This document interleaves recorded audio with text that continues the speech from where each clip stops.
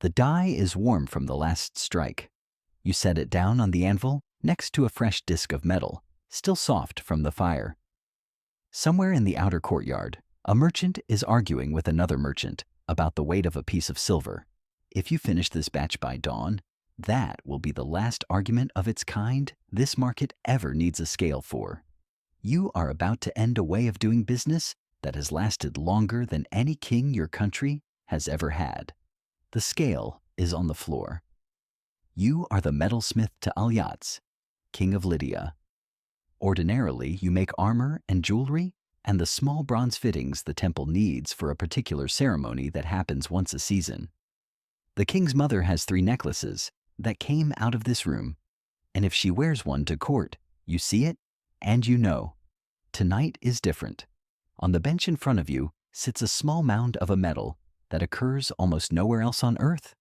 Electrum?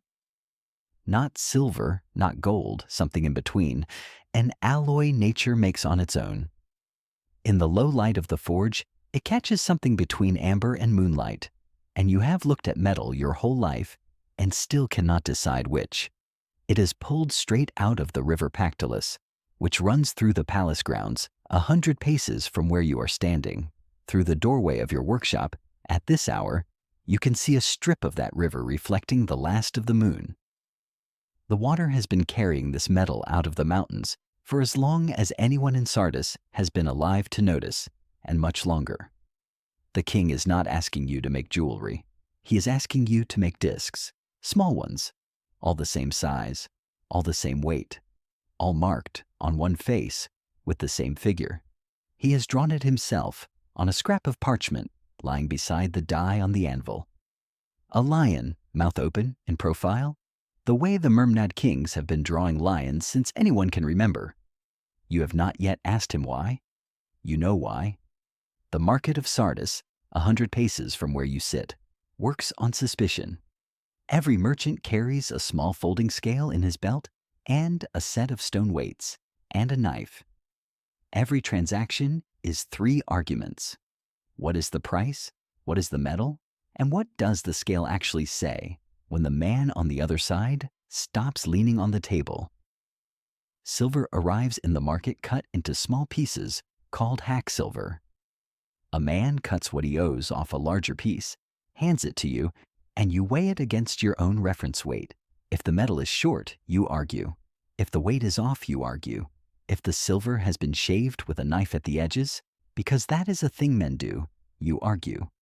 If it has been secretly diluted with a base metal, because that is also a thing men do, you may not find out for weeks, by which time the man who did it is somewhere else. You have watched these small motions your whole life. The way a merchant folds his scale closed before he hands over the silver, so you cannot check his weight against your own. The way a knife tip catches an edge when nobody is looking and takes off a bright curl of metal thinner than paper. The way an argument at one stall spreads to 3 others before anybody has actually said anything. The king's court is full every day of merchants shouting at each other about small pieces of metal. It is your king's problem in a way it is not yours. The king takes a percentage of everything sold in the market. If commerce is slow because nobody trusts anyone, the king is poor. If the market spends the whole afternoon arguing, the king is poor. If any of the 7 cities the king has taken in the last decade decides to leave the empire because trading with Sardis is exhausting, the king is poor. The king's steward comes to your workshop after dark. He does not sit down. The king wants small discs of electrum, all exactly the same weight. On one side, the mark you have drawn on the anvil. The lion? You ask him why? Because a merchant cannot shave a disc without visibly damaging the lion. Because a merchant cannot dilute the metal without changing what the disc weighs. And the weight is a fixed thing everyone knows. Because a merchant cannot copy the lion, because falsifying the mark of the house of Lydia is not cheating, it is treason, and my king hangs people for it. Not a portrait, not the king's face on the metal. Alyattes has never sat for a portrait, and no metalsmith in this city would know his face if he did. A mark, The lion of the house of Lydia, which any merchant in the market can recognize faster than he can spell his own name. You understand it now, exactly. The insight is smaller than the words the steward is using for it, and much larger. The king is not asking you to make wealth. Wealth already exists. The king is asking you to make a promise nobody can break without becoming visible. A merchant with one of these discs in his hand is not carrying metal anymore, and the king's word does not have to be trusted. It only has to be recognized. Two men who have never met, who do not speak each other's language, who will never meet again after tonight, can now trade with each other by trusting a small stamped disc, which is really trusting a king neither of them has ever seen.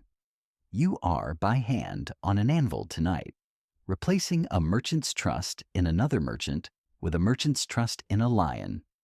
You send the steward away and design the die. You place a small electrum blank on the anvil. You set the die on top of it. You swing the hammer. The lion appears on the metal. You do it again. It appears again. Same lion, same weight, same everything.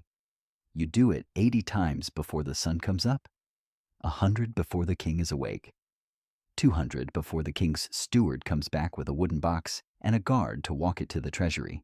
Each disc is identical to the one before it in a way that no two pieces of silver in the market outside have ever been identical in any transaction on any day since Sardis was a village. That is the thing you are actually making, not the coins. The sameness. The first man who takes a coin at the market hesitates. He is being handed something new by a person he does not know, in a place where new things offered by strangers usually cost you money. He tests the weight in his palm. He looks at the lion. He looks at the man who is offering him the coin. He looks at the lion again. He takes it. Within a week, the same thing has happened 100 times a day, everywhere in Sardis, and something else has happened that nobody has quite noticed yet. In every market stall in the city, the scale is on the floor.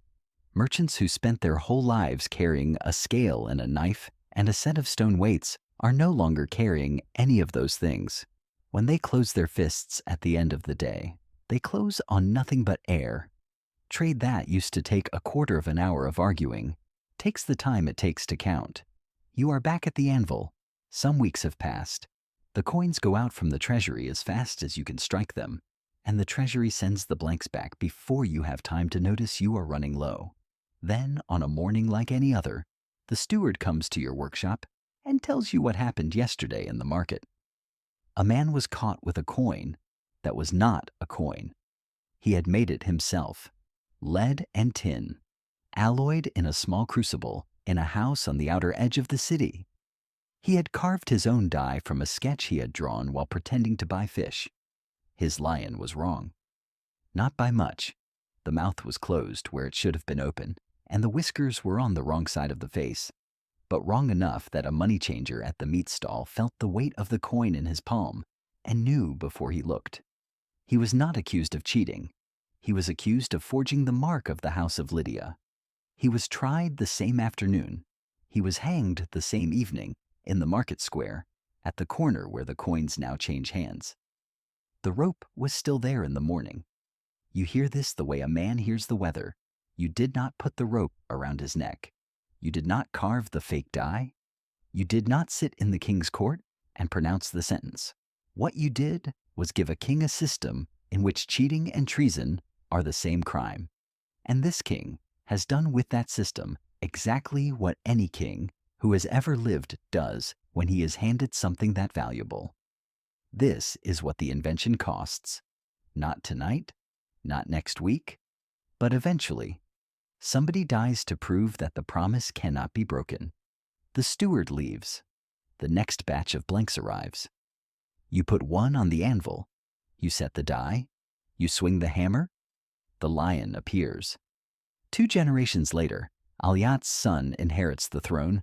His name is Croesus. He refines the idea further, separates the electrum into pure gold and pure silver, each stamped at a guaranteed weight. And by the time he is done, His own wealth is so famous that 26 centuries from now, people who cannot find Lydia on a map will still describe extreme riches as rich as Croesus. The Greeks pick the idea up within 100 years. Persia takes Sardis in 546 BCE and takes the idea with the city. Rome scales it. 1,000 years after that, Venice stamps promises onto paper instead of metal. 1,000 years after that, someone taps a rectangle of glass against a machine in a coffee shop 9,000 miles from where you are standing tonight. And a small amount of somebody's trust in somebody else moves from one account to another. Every one of those transactions is descended from what you are doing on this anvil right now. Not the money, the lion. You did not invent wealth. You did not invent trade. You did not invent the metal. You invented what happens when nobody trusts anybody, and the king solves it with his own face. Every coin since, every note, every number on every screen. The scale is on the floor.